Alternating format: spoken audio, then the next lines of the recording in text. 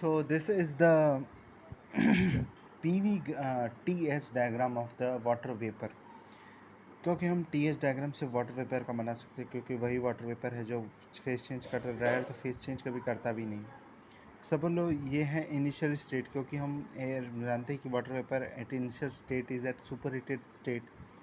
Suppose यहाँ पे है, क्योंकि सुपर हीटेड रीजन सपोज़ यहाँ पे है, तो अगर इससे ये टेम्परेचर है और ये एंट्रोपी है, एंट्रोपी का कोई काम नहीं, द करके ये सैचुरेशन लाइन की तरफ जाएंगे, तो इससे जो प्रेशर जाएगा उसे बोलेंगे PVS।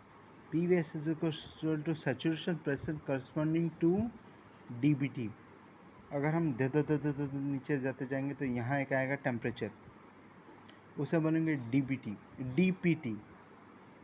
DPT का मतलब होता है saturation temperature corresponding to PV। ये कांस्टेंट PV लाइन है, इसके corresponding saturation temperature corresponding to PV line, मतलब PV लाइन सैचुरेशन कर्व को कहाँ पे कट कर रही है, वो हो गया DPT। Let us take initial mass of moist air is equal to 1000 gram. Let in this 6 gram is equal to mass of water vapor, i.e. 994 gram will be dry air. So omega 1 is equal to 6 upon 994, okay, mass of water vapor upon mass of dry air. Now due to any process, mass of water vapor becomes 10 gram and mass of dry air always remains same. mass of dry air कोई भी process के कारण change नहीं होता है, कुछ भी नहीं कारण चेंज होता है, but mass of moist air can change. Mass of dry air तो प्रेशर टेम्परेचर किसी चेंज के कारण चेंज नहीं होता है, but of course water vapour can change. So ऐसा ना होना चाहिए कि हाँ, मास ऑफ ड्राई एयर तब चेंज हो सकता है जब तुम उसे डायरेक्टली ड्राई एयर ही मिक्स करवा रहे हो, और ना करवा रहे हो तो mass of dry air remains constant. It does not vary with any process nor with any temperature pressure changes. So here in this case mass of water vapor is equal to 10, mass of dry air is equal to 994, so omega 2 is equal to 10 upon 994,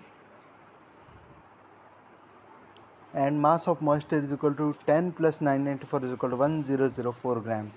सो बोला ना हमने, मास of moist air और मास of water vapour change हो सकते हैं pressure temperature in सब के कारण, प्रोसेस के कारण, पर मास ऑफ ड्राई एयर इन सब के कारण चेंज नहीं होता। बस वो एक ही कंडीशन में चेंज होगा, या तो डायरेक्टली ड्राई एयर मिक्स करवा दो उसके अंदर। देखो, वेट बल्ब टेम्परेचर और थर्मोडायनेमिक वेट बल्ब टेम्परेचर में बहुत डिफरेंस है, दोनों एक चीज़ नहीं है।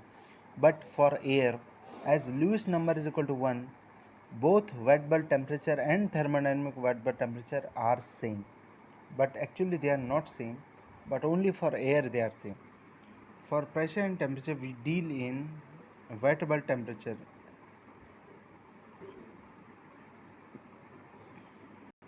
कोई काम करनी स्टेटमेंट, बल्कि ये बोलना चाहता है कि एयर के लिए thermodynamic wet bulb temperature wait bulb temperature same होता है।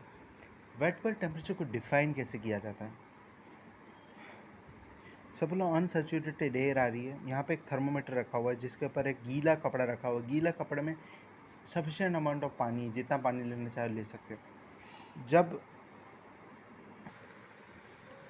So how WBT is defined, समझ लो यहाँ से अनसैचुरेटेड एयर आ रही है,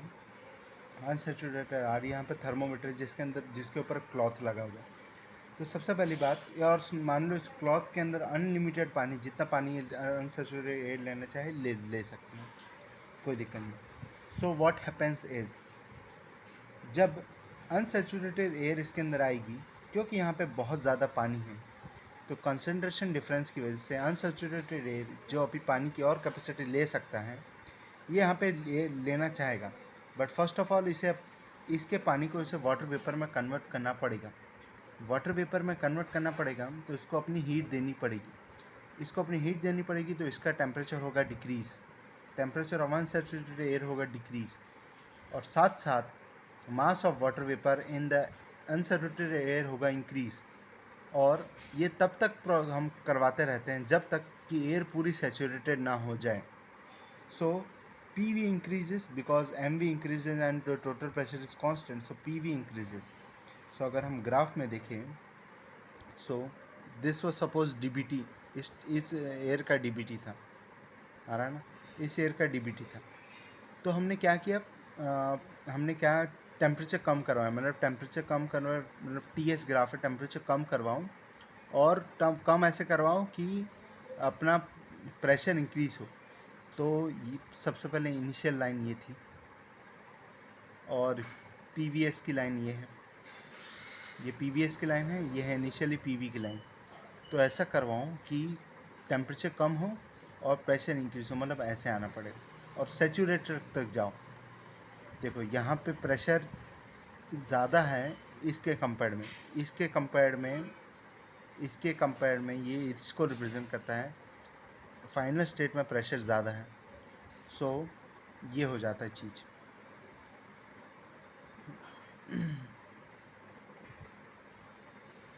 सो ये था initially DBT।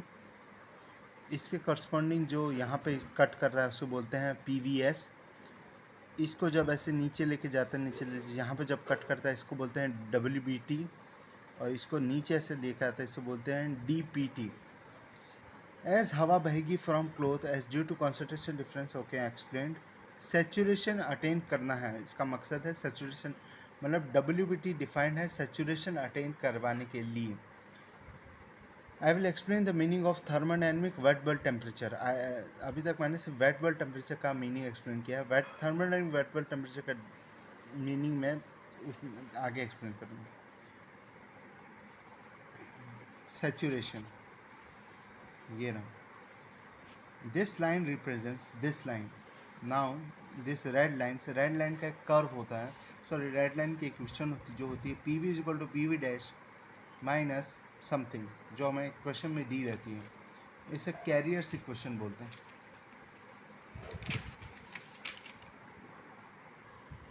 Yes. Wet bulb depression क्या होता है? वेट बल्ब डिप्रेशन होता है WBT minus DBT minus WBT। हमेशा एनी केस में DBT ज़्यादा होता है WBT से। वेट बल्ब डिप्रेशन रिप्रेजेंट क्या करता है? वेट बल्ब डिप्रेशन रिप्रेजेंट करता है कि समझ लो अगर DBT और WBT सेम हो गए, इसका मतलब क्या है कि जो इनिशियली एयर आ रही थी उसे कोई पानी की ज़रूरत ही नहीं थी, इसलिए तो उसने अपनी हीट लूज़ नहीं की और कोई वाटर वेपर गेन नहीं किया। अगर उसे पानी की ज़रूरत ही नहीं थी, इसका मतलब वो पहले से ही सैचुरेटेड था, तो मतलब जो इनिशियली एयर आ रही थी वो सैचुरेशन कंडीशन में थी। इसकी वजह से ना उसने अपनी हीट लूज़ की, उससे कोई फ़ायदा ही नहीं था वाटर वेपर लेने से, क्योंकि वो और ले ही नहीं सकता था। तो सैचुरेशन की कंडीशन में DBT is equal to WBT हो जाता है। और अगर वेट बल्ब डिप्रेशन ज़्यादा है, इसका मतलब क्या है कि जो इनिशियली एयर आ रही है वो ज़्यादा अनसैचुरेटेड है, उसे बहुत भूख है, बहुत पानी की प्यास लगी है उसे, बहुत ज़्यादा, और बहुत कम है वेट बल्ब डिप्रेशन, इसका मतलब वो सैचुरेशन की तरफ बढ़ रहा है। फॉर सैचुरेटेड एयर मतलब ऐसी एयर जिसके अंदर वाटर वेपर जितना है, जितना मैक्सिमम होना चाहिए उतना है, उससे ज़्यादा उस DBT पे नहीं हो सकता। रिमेंबर, जब DBT चेंज होगा कैपेसिटी ऑफ वाटर होल्डिंग भी चेंज हो जाती है। सैचुरेटेड एयर के लिए फाइव इक्वल टू 1 होता है, omega is equal to maximum होता है, ओमेगा 1 नहीं होता है। This can be the mistake that we can do. For saturated air WBT is equal to DBT is equal to DPT. This is the carrier formula which I was talking about. PV is equal to PV dash. ये जो इधर दिखा, ये जो line, ये जो curve है, ये जो कर्व है, इसकी इक्वेशन है PV is equal to PV dash minus 1.8 PT DBT minus WBT upon 2700. This equation is not to be remembered because this is an empirical relation which needs to be given in the question. Now there certain pressure जो directly question में दिए रहते हैं उन्हें identify कैसे करना है। Saturation pressure corresponding to DBT उसको बोलते हैं PVS। PV डैश होता है saturation pressure corresponding to WBT। PV के दो नाम हैं, इसे बोल सकते हैं original water vapour pressure at DBT या फिर saturation water vapour pressure at DPT। there is one more thermodynamic psychometric term which is degree of saturation. Degree of saturation को दूसरा नाम है परसेंटेज ह्यूमिडिटी. जहाँ भी परसेंटेज ह्यूमिडिटी आ जाए, मतलब percentage something, percentage specific percentage जहाँ भी लिखा हो, मतलब वो डिग्री ऑफ सैचुरेशन बोलना चाह रहा है. म्यू डिफाइंड है ओमेगा अपॉन ओमेगा एस. मतलब ओरिजिनल अगर एयर है तो ओरिजिनल एयर का ओमेगा कितना है, और अगर ओरिजिनल एयर में मैक्सिमम मतलब एयर में अगर मैक्सिमम पानी होता तो उसके करस्पॉन्डिंग ओमेगा एस क्या होता. मतलब सैचुरेटेड अगर एयर होती है तो उसके करस्पॉन्डिंग ओमेगा क्या होता है. रिमेंबर ओमेगा 1 नहीं होता है सैचुरेटेड एयर के लिए. तो फिर होगा क्या ओमेगा. इन दोनों का रेशियो होता है म्यू. म्यू होता है omega upon omega S. Omega होगा तो 0.622 P V upon P T minus P V. Omega S हो गया 0.622 P V S upon P T minus P V. Rearranging this becomes this P V upon P V S into this. तो P V upon P V S को बोलते हैं phi relative humidity into P T minus P V S upon P T minus P we.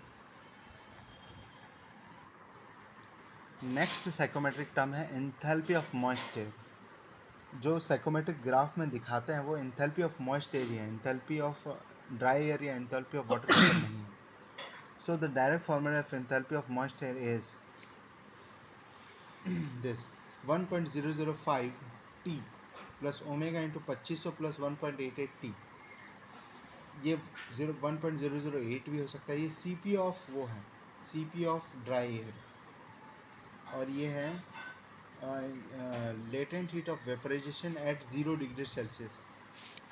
हम assume करते हैं enthalpy of moist air को 0 eight 0 degree Celsius. ये हमने आर्बिट्रली लिया है, कोई इसका रीज़न नहीं है. हमने अपनी मर्ज़ी से, क्योंकि हम चेंज इन इंथैल्पी निकाल सकते हैं, इसलिए हमने आर्बिट्रली उसको 0 पे 0 लिया है. 1.88 रिप्रेजेंट करता है C P of water vapour.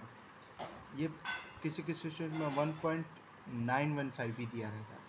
यहाँ पे टेम्परेचर डी, जहाँ पे ये जो टेम्परेचर वो है डी बी टी, और ये रखना है हमें डिग्री सेल्सियस में. क्यों? एक्चुअली इसका फॉर्मूला होता है ऐसा 1.0 T minus 273 plus omega 2500 plus 1.8 T minus 273. यहाँ पे केल्विन में रखना है, बिल्कुल यहाँ पे केल्विन में रखना है, यहाँ पे डिग्री पे रखना है, यहाँ पे केल्विन पे रखना है. यहाँ पे भी टी माइनस 0 है, एक्चुअली टी माइनस 0 है, और क्योंकि हमने 0 को हटा दिया इसलिए हमने यहाँ पर डिग्री सेल्सियस में रखना है. Do not, of course you can remember this formula. यहाँ पे केल्विन पर रख सकते हैं आसानी से. This is enthalpy of moist air. Unit is kilo joule per K G of dry air. Means enthalpy of moist air हम वो करते हैं per K G of dry air में. इज समवन आज find the total enthalpy of moist air, multiply it by mass of dry air और मास flow rate. Actually हमें question में dry air का ही मास फ्लो रेट दिया रहता है. हमें क्वेश्चन में ऐसे दिया रहता है the mass flow rate on the dry basis is this. इसका मतलब mass of dry air flowing दिया हुआ है. ये फार्मूला आया कहाँ से? Actually it was enthalpy. Actually enthalpy is an additive property, क्योंकि एंथैल्पी एक एनर्जी और एनर्जी दो की ऐड हो सकती है. Enthalpy of moisture is equal to enthalpy of dry air plus enthalpy of water vapour. बड़ा एंथैल्पी, अगर इसको हम enthalpy of moisture is equal to mass of dry air into 1.0 M C P D T plus ये कहाँ से आया, ये हो गया मास ऑफ वेपर इंटू ये यहाँ से आया, यहाँ पे है डी बी टी. ये है 0 डिग्री सेल्सियस. ये हो गया 2500 plus C P D T, 2500 plus C P D T into mass of water vapour. ये आ गया. ये इसको अगर मास ऑफ ड्राई एयर से डिवाइड कर दो तो यहाँ पर बचेगा 1.0 T plus mass of vapour upon mass of dry air plus this. Mass of vapour upon mass of dry air होता है ओमेगा. जैसे yes, this is first of all this is not the very exact formula of this enthalpy of moist air. We have taken a little bit of assumption here, yes, but for our exam purpose this assumption is very much valid because the original formula is like this. अगर मुझे यहाँ पे enthalpy निकालनी है, जैसे assumption यहाँ पे लिया गया है 25, हमने क्या किया 2500 प्लस 1.88 लिया. इसमें थोड़ा सा एजम्पशन ये है कि अगर यहाँ पे हमें निकालना हो तो हमें पहले 0 डिग्री सेल्सियस से ऐसे करके ऐसे ये कैसे वेपर कैसे जाएगी, ऐसे ऐसे ऐसे। तो पहले यहाँ से यहाँ का निकालो, प्लस ये निकालो, प्लस इसका निकालो। तो अगर इन सब को बाईपास करने के लिए हमने एक छोटा सा एजम से लेके इधर से इधर जॉइन कर दिया, ये छोटा सा एजम से।